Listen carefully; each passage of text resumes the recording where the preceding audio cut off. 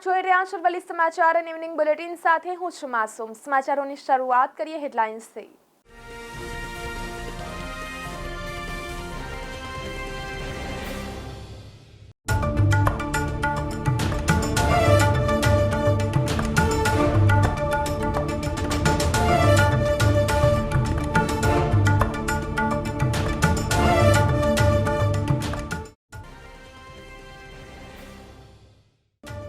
રાજ્યમાં માવઠાની અસર ઓછી થતાં હવે ફરી ગરમીની અસર। રાજ્યના મોટાભાગના શહેરોમાં તાપમાન 40 ડિગ્રી નજીક।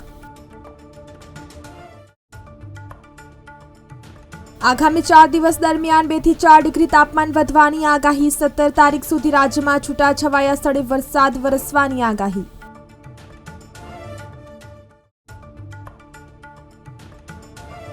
ધોરણ 1 થી 5 માં 2500, ધોરણ 6 થી 8 માં 4100 જગ્યા।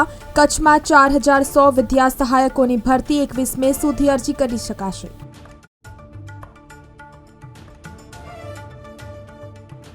બ્રિજનું લોકાર્પણ। અમિત શાહ 18 મે પલ્લવ બ્રિજનું લોકાર્પણ કરશે। 1.5 લાખની રાહત થશે।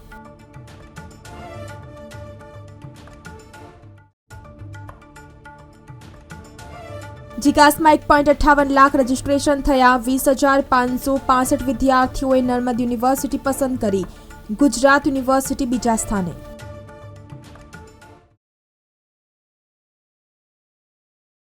રાજ્યની આંતરિક સુરક્ષા સુનિશ્ચિત કરવા અને કાયદો તથા વ્યવસ્થાની જાળવણી માટે વડોદરા શહેર પોલીસ કમિશનરે ડ્રોન ઉડાડવા પર પ્રતિબંધ મુક્ત જાહેરનામું બહાર પાડ્યું છે। શહેર પોલીસ કમિશનર દ્વારા જાહેર કરાયેલા આદેશ અનુસાર શહેરમાં 17 મે સુધી નો ડ્રોન ફ્લાય ઝોન જાહેર કરવામાં આવ્યો છે। શહેરમાં ગરમ પવનોની તીવ્રતા વધતા ગરમીનો પારો 38 ડિગ્રી નોંધાયો હતો, જ્યારે આંશિક વાદળછાયું વાતાવરણ પણ નોંધાયું હતું। હવામાન વિભાગે આગામી 2 દિવસ માટે વરસાદી માહોલ રહેવાની આગાહી કરી છે। આ ઉપરાંત આગામી 4 દિવસ દરમિયાન મહત્તમ તાપમાનમાં 2 થી 4 ડિગ્રીનો વધારો થઈ શકે છે।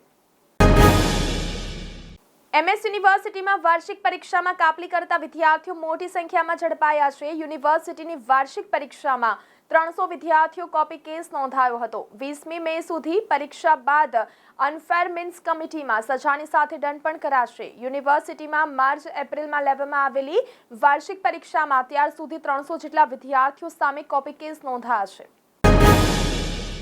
ભાવનગરમાં ગરમીનું પ્રમાણ સતત વધી રહ્યું છે। તાપમાનનો પારો 1.7 ડિગ્રી વધીને 37.4 ડિગ્રીએ પહોંચ્યો છે। હવામાન વિભાગે હીટવેવની આગાહી કરી છે।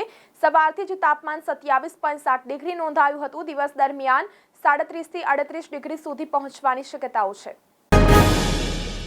હવામાન વિભાગના આંકડા અનુસાર ભેજનું પ્રમાણ 74% અને પવનની ઝડપ 6 કિલોમીટર પ્રતિ કલાક રહી છે। છેલ્લા 5 દિવસનું તાપમાન રેકોર્ડ જોઈએ તો 10 મેના રોજ 33.7 ડિગ્રી, 11 મેના રોજ 35 ડિગ્રી, 12 મેના રોજ 35.2 ડિગ્રી, 13 મેના રોજ 35.7 ડિગ્રી અને 14 મેના રોજ 37.4 ડિગ્રી નોંધાયું હતું। લૂથી બચવા માટે સીધા સૂર્યપ્રકાશથી દૂર રહેવાની સલાહ અપાઈ છે। વારંવાર પાણી પીવું જરૂરી છે। લીંબુ શરબત, મોડી છાશ, તાળફળી, નાળિયેરનું પાણી, ખાંડ, મીઠાનું દ્રાવણ અને ORS પુષ્કળ પ્રમાણમાં લેવું જોઈએ। શક્ય હોય ત્યાં સુધી બપોરના સમય બહાર નીકળવાનું ટાળવું જોઈએ। રાજકોટ શહેરમાં 1.5 ઇંચ વરસાદથી ભરાયા પાણી। સમગ્ર રાજ્યમાં હજુ પણ વરસાદની આગાહી છે। હજુ પણ 5 દિવસ સૌરાષ્ટ્ર અને કચ્છમાં વરસાદ પડવાની હવામાન વિભાગની આગાહી છે। આજે અને કાલે ગુજરાતમાં કમોસમી વરસાદની આગાહી છે। સૌરાષ્ટ્ર અને કચ્છમાં પડી શકે છે કમોસમી વરસાદ। બુધવારે ગુજરાતના 5 જિલ્લામાં વરસ્યો વરસાદ। વલસાડ, બોટાદ અને દાહોદમાં પડ્યો વરસાદ તો અરવલ્લી અને બનાસકાંઠામાં પણ પડ્યો વરસાદ। Admission committee four professional courses દ્વારા 2025-26 માટેની પ્રવેશ પ્રક્રિયા શરૂ કરી છે। પહેલા દિવસે 279 વિદ્યાર્થીઓ નોંધાયા હતા।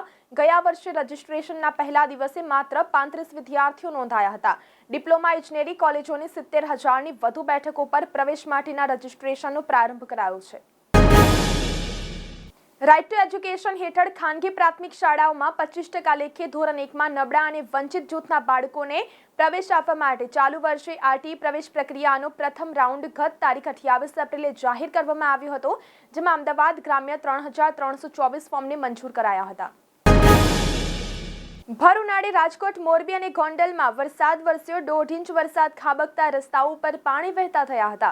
ગુજરાતમાં હવામાન વિભાગે 21 મે સુધી છૂટાછવાયા સ્થળોએ કમોસમી વરસાદની આગાહી કરી છે. આજે પણ સૌરાષ્ટ્ર, ઉત્તર અને દક્ષિણ ગુજરાતના જિલ્લાઓમાં કમોસમી વરસાદની આગાહી વચ્ચે રાજકોટ અને મોરબી જિલ્લામાં વરસાદ વરસ્યો હતો. આગામી 18 મેને રવિવારે કેન્દ્રીય ગૃહ અને સહકારિતા મંત્રી અમિત શાહના હસ્તે શહેરમાં વિવિધ 32 જેટલા કામોનું લોકાર્પણ અને 60 કામોનું ખાતમુહૂર્ત થશે. 1692.16 કરોડના કામોના પલ્લવ બ્રિજનું ઉદ્ઘાટન, ચિમનભાઈ પટેલ બ્રિજનું ખાતમુહૂર્ત કરાશે. 25 મેથી ગુજરાતમાં આકરી ગરમી પડશે તેવી આગાહી હવામાન નિષ્ણાંત અંબાલાલ પટેલે કરી છે. સાથે જ અમદાવાદ અને રાજકોટમાં તાપમાનનો પારો 41 ડિગ્રીએ પહોંચવાની શક્યતા છે. 25 મેથી ગુજરાતમાં આકરી ગરમી પડશે. તો આ સાથે ઇવનિંગ બુલેટિનમાં અત્યારે બસ આટલું જ. નમસ્કાર.